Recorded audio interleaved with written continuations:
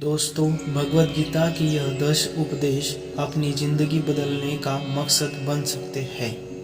उपदेश पहला, इस सृष्टि में जो जन्म लेता है वह निश्चित रूप से मृत्यु के अधीन हो जाता है।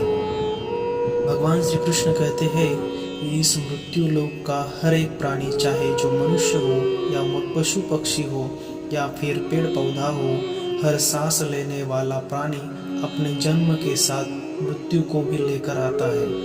हर प्राणी को एक न एक दिन निश्चित क्षण पर मरना अर्थात अपने शरीर को त्यागना ही पड़ता है। उपदेश 2, मनुष्य को सिर्फ कर्म करने का अधिकार है, फल की इच्छा ना करे। भगवान श्री कृष्ण कहते हैं मनुष्य को चाहिए कि फल की इच्छा त्याग कर कर्म को अपना धर्म समझकर करे, क्योंकि जो भी मनुष्य फल की प्राप्ति की इच्छा करता है उसका मन फल के बारे में सोचकर अपने कर्तव्य और कर्तव्य के कर्म से विचलित हो जाता है और इस इंसान को फल प्राप्त नहीं होता। इसकी उसने इच्छा की हुई है वह फल नहीं मिलता। इसलिए भगवान श्री कृष्ण कहते हैं कि मनुष्य सिर्फ कर्म कर सकता है, फल कदापि मनुष्य के अधीन नहीं है। जो लोग फल की इच्छा से ही कर्म करते हैं वे लोग सुख दुख आदि के चक्र में फंस जाते हैं और उनकी मना शांति नष्ट हो जाती है। मनुष्य अपने फल की इच्छा को त्याग कर कर्म को अपना धर्म समझकर करे तो उसको फल अवश्य मिल जाएगा, परंतु उस फल को वो व्यक्ति विधान की इच्छा समझकर स्वीकार कर ले और ज्ञानी व्यक्ति भी इसी योग को अपनाकर कर्मयोगी बन जाते हैं।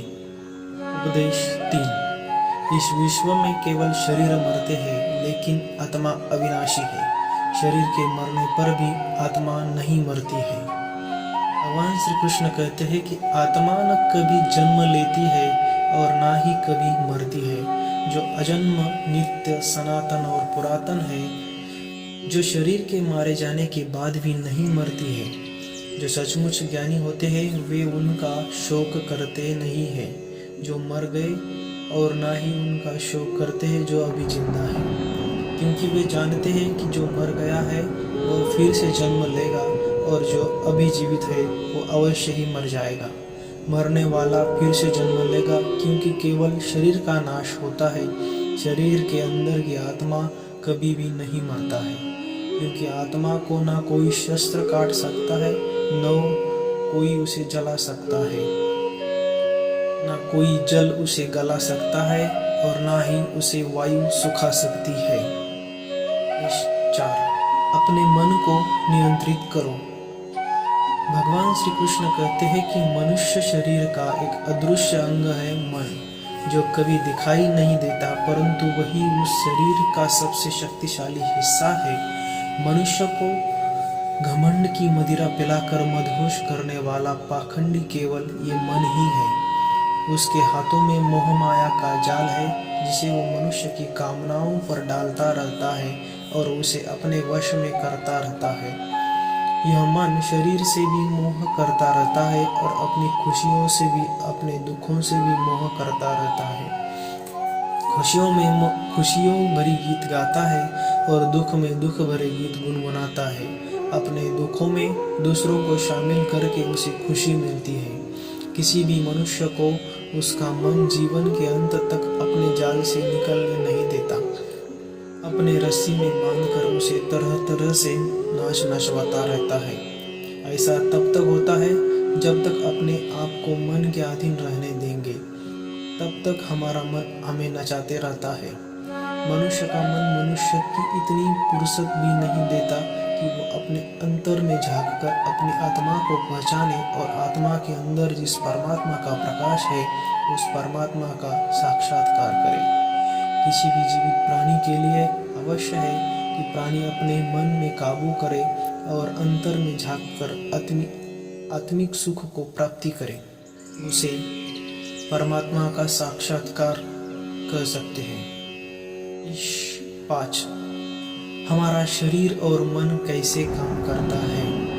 दोस्तों, यहाँ भगवान श्री कृष्ण कहते हैं कि मनुष्य का शरीर एक रथ के भांति है। जैसे आँख, कान, नाक, जीभ और त्वचा आदि इन इंद्रियों घोड़ों के जो सारथी चलाता है वो सारथी है हमारा मन, और उस रथ में बैठा हुआ स्वामी वही हमारी आत्मा है। मनुष्य की इंद्रियों विषयों की ओर आकर्षित करती रहती है और सब तभी तक ही हो सकता है जब तक जीवात्मा अपने मन को काबू में ना कर ले। जब तुम स्वयं मन के अधीन ना रहकर अपने मन को अपने अधीन कर लोगे तो वही मन एक अच्छे सारथी की तरह तुम्हें शरीर रूप को सीधे प्रभु के चरणों में ले जाएगा। यदि मन तुम्हारा स्वामी है और तुम उसके अधीन हो तो तुम्हें माया के बंधन में जकड़ता रहेगा, और जब तुम अपने मन पर काबू पा लोगे तो वो तुम्हें मोक्ष द्वार तक ले जाएगा। उपदेश क्रमांक 6। भगवद गीता के अनुसार खुशी के 3 प्रकार हैं। पहली है तामसिक खुशी, ज़्यादा सोने से या ज़्यादा आलसी होने की वजह से मिलती है, यानी कि आराम करने वाली खुशी। दूसरी है राजसिक खुशी, जो पैसे कमाना, गाड़ी खरीदना, दारू पीना आदि चीज़ें करने से जो हमें खुशी मिलती है वो है राजसिक खुशी। तीसरी है सात्विक खुशी।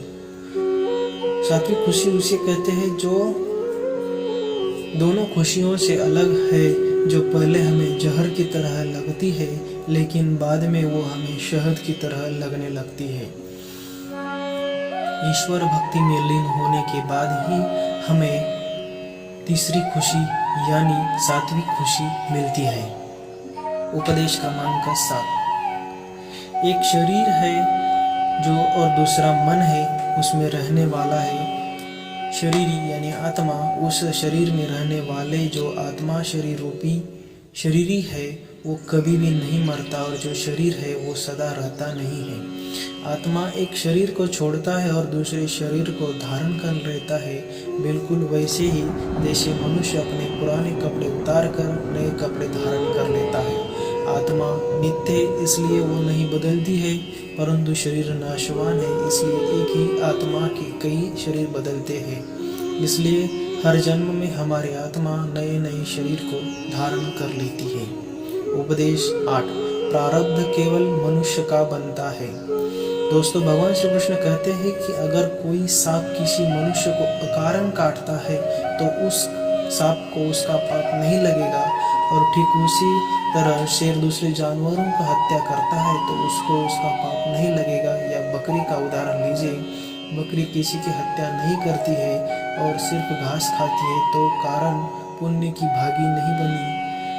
पाप पुण्य का लेखा जोखा अर्थात प्रारब्ध केवल मनुष्य का बनता है। अगर कोई पशु किसी की अकारण हत्या कर देता है तो उसका पाप उसे नहीं लगेगा, लेकिन कोई मनुष्य अगर किसी भी जीवित प्राणी की अकारण हत्या कर देता है तो उसका पाप उसे लगेगा। क्योंकि इस पृथ्वी लोक पर समस्त प्राणियों में जो विवेकशील है और अच्छे और बुरे की पहचान रख सकता है, और वो मनुष्य छोड़कर कोई प्राणी ऐसा नहीं कर सकता। इसलिए जब मनुष्य अपने पाप और पुण्य जब भोग लेता है तो उसे फिर से मनुष्य की योनि में भेज दिया जाता है। क्रमांक 9। एक ही कर्म किसी के लिए पाप बन जाता है और दूसरों के लिए पुण्य बन जाता है। दोस्तों, मनुष्य की किसी कमजोरी और बूढ़े व्यक्ति का मन धन लूटने के लिए इसकी हत्या कर देता है। उस व्यक्ति को निश्चित ही उसके द्वारा दिए गए कर्म का पाप लगता है। यदि दुष्ट मनुष्य किसी स्त्री के साथ जबरदस्ती कर सकता है तो वो स्त्री रक्षा करने के लिए अगर कोई उस व्यक्ति को मनुष्य की हत्या कर देता है तो उसका उसे पाप नहीं लगता बल्कि पुण्य लगता है। किसी की हत्या करना, परंतु उस कर्म के पीछे की भावना क्या है और मारने वाले की नीयत क्या होती है, इसी से फर्क है कि कर्म किसी के लिए पाप होगा और किसी के लिए पुण्य हो सकता है। जिस भावना और नियत के साथ मनुष्य कर्म करता है उस नियत के कारण एक ही कर्म किसी के लिए पाप बनता है और किसी के लिए पुण्य बन जाता है। उपदेश क्रमांक 10। हर मनुष्य का प्रथम धर्म क्या है और अपने धर्म का विधान मनुष्य खुद बनता है। श्री कृष्ण कहते हैं कि धर्म का जो विधान है अगर उसे किसी दूसरे व्यक्ति ने बताया तो वो तुम्हारा धर्म नहीं हो सकता। तुम्हारा धर्म वही है जिसे तुमने स्वयं बनाया हो। जिसे तुम्हारी आत्मा ने स्वीकार किया हो, और हर एक व्यक्तिगत चीज़ है जिसका फैसला व्यक्ति को खुद लेना पड़ता है। दोस्तों, कोई भी दूसरा व्यक्ति आपको नहीं बता सकता कि आपका प्रथम धर्म क्या है, तो उसके लिए उस समय उसकी अंतरात्मा जो आवाज़ दे सकती है वही उसके लिए प्रथम धर्म होता है। धन्यवाद। जय श्री कृष्ण।